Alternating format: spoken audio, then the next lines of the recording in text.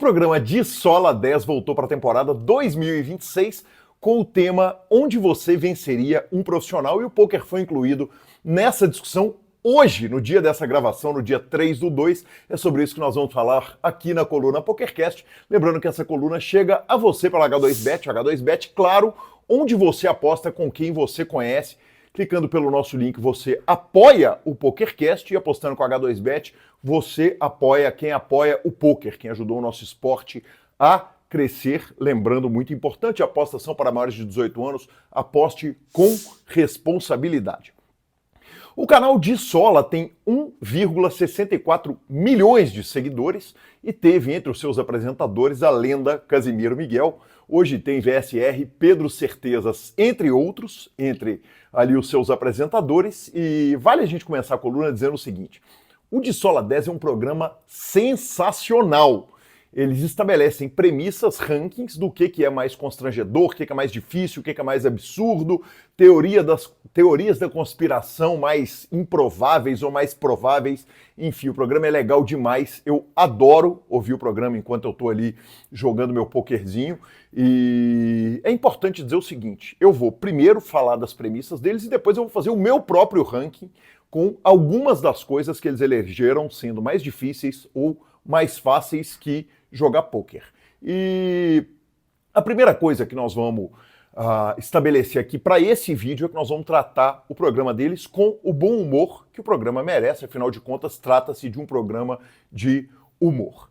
Em segundo lugar, foi muito legal ver os caras que não são gente do pôquer discutindo o nosso esporte.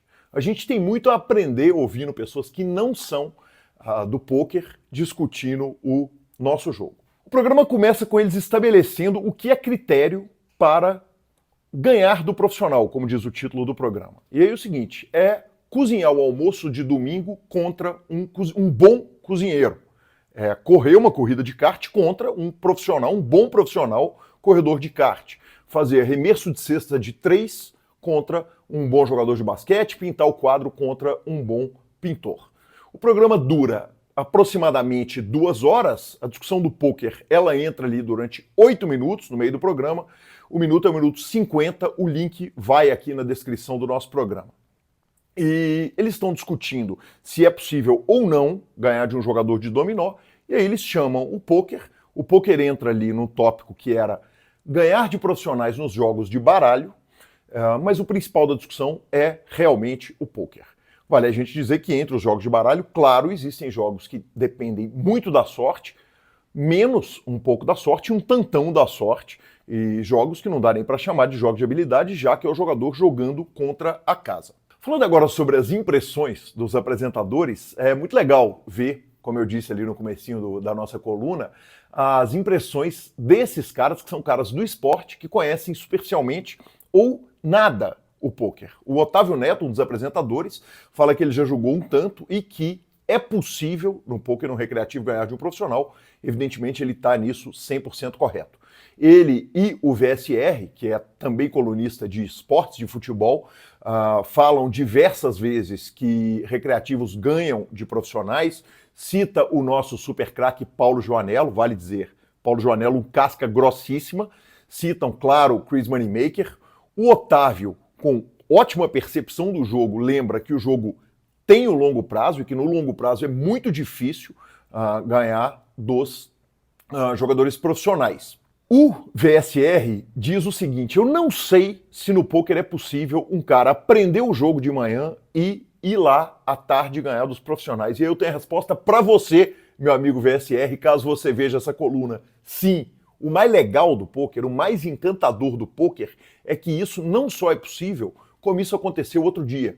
Uma senhora de mais de 80 anos, quase 90, estava num cassino, se me recordo corretamente da história, ela foi para jogar maquininha, e as maquininhas estavam fechadas ou estragadas por qualquer motivo. Ela entrou num torneio de pôquer e arrumou uma nota. Sim, a curto prazo é possível o jogador recreativo ganhar do jogador profissional de pôquer. O pôquer é um jogo onde o placar é o dinheiro. E é isso que torna o pôquer possível. Ninguém vai apostar dinheiro contra um profissional de xadrez sem ser muito bom no xadrez. Ninguém vai entrar num jogo de tiro livre contra jogadores de basquete se você não é jogador de basquete. No pôquer é possível o recreativo ganhar do profissional, então por isso o placar do jogo é o dinheiro. E aí é o seguinte, tem um momento entre as percepções dele que o Otávio, que é exatamente o maior conhecedor do pôquer, ele dá uma tropeçada, ele vai falando ali que dependendo da sorte, dependendo do dia, o jogador recreativo pode ganhar, ele fala, vai depender do croupier. E aí eu vou te falar, amigo Otávio, o seguinte, vai depender do croupier, não é justo. Se o croupier soubesse escolher as cartas, ele estaria rico e o nosso jogo não aconteceria. Eu sei que você estava ali falando no meio de um monte de frases, mas você, Otávio, vai lá, corrige muito bem, cita Daniel Negrano, mostra que você conhece a estrutura dos times do Brasil, em que os times formam os jogadores, em que não tornam o pôquer um jogo coletivo, mas que existem times que formam jogadores de pôquer. Aliás, vale dizer que o meu professor do meu time de pôquer, professor Luiz Laux, certamente vai me xingar de saber que eu ouço de sola 10 enquanto eu tô jogando pôquer. E, enfim, foi muito legal de verdade ver esses caras discutindo quão difícil é um jogador recreativo ganhar de um jogador profissional de pôquer. Indo para o resultado deles, é o seguinte, eles escolheram do mais fácil para o mais difícil, nota 10, ensinar alguém, eles escolheram isso como o mais fácil, e aí tem, claro, as 2 horas de discussão que vale você ir lá assistir. Nota 9, fazer fofoca, pintar um quadro e organizar um evento ou uma viagem. Nota 8, fazer um almoço de domingo contra um cozinheiro profissional, jogar dominó contra um profissional ou fazer churrasco. Nota 7, preparar drinks e servir mesas. Aí, nota 6 é onde o pôquer foi enquadrado segundo eles. Jogo de baralho, jogar videogame e cortar o cabelo de uma pessoa, claro, disputando com um profissional do corte de cabelos, um profissional do videogame. Abaixo do pôquer, ou seja, mais difícil, está fazer um filme adulto, performar num filme adulto, jogar boliche, o filme adulto está no número 5, jogar boliche como nota 4, depois, nota 3, concurso de arremesso de 3 no basquete, jogo de dardo e futebol de botão, todos esses mais difíceis que o pôquer, segundo eles. Número 2, batalha de rimas e pebolim, totó ou fla-flu, como você chama o jogo de totó, aqui a gente chama de totó, na sua cidade. Depois, número 1, como as coisas mais difíceis antes do 0, porque o programa vai de 0 a 10, sinuca e bilhar e corrida de kart. E o mais difícil de todos de ganhar de um profissional, o concurso de pega-pega. Enfim, respeito a opinião deles, mas tenho as minhas impressões pessoais. Primeiro, quando a gente está falando dos esportes e dos jogos de mente, a gente está falando de sinuca, barra bilhar, corrida de kart, pebolim, arremesso de 3, futebol de botão, boliche e videogame. Em todos esses, a curto prazo, é muito mais fácil de uma pessoa que aprende o jogo, ou de um recreativo, ou de uma pessoa que entende muito pouco do jogo, ganhar de quem entende muito do jogo a curto prazo. Isso é indiscutível. O pôquer, ele é um jogo que a natureza dele envolve a variância. Então, acaba que, a curto prazo, é, de fato, fácil um jogador recreativo ganhar do profissional um dia. É menos fácil, mas ele pode ganhar do profissional em alguns dias, e à medida que a gente vai estendendo o prazo, melhorando a estrutura do jogo e estendendo a exposição do jogador recreativo contra o profissional, claro que vai se tornando mais difícil ele ganhar do profissional, até se tornar praticamente impossível. Com relação às profissões que eles comparam, diversas dessas profissões que eles utilizam, eles colocam como coisas mais difíceis do que ganhar de um profissional, mais fáceis, perdão, do que de ganhar de um profissional de pôquer.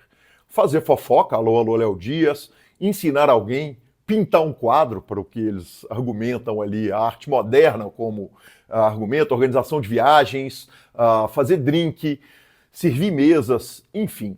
Nessas profissões todas, elas são profissões que não têm competição.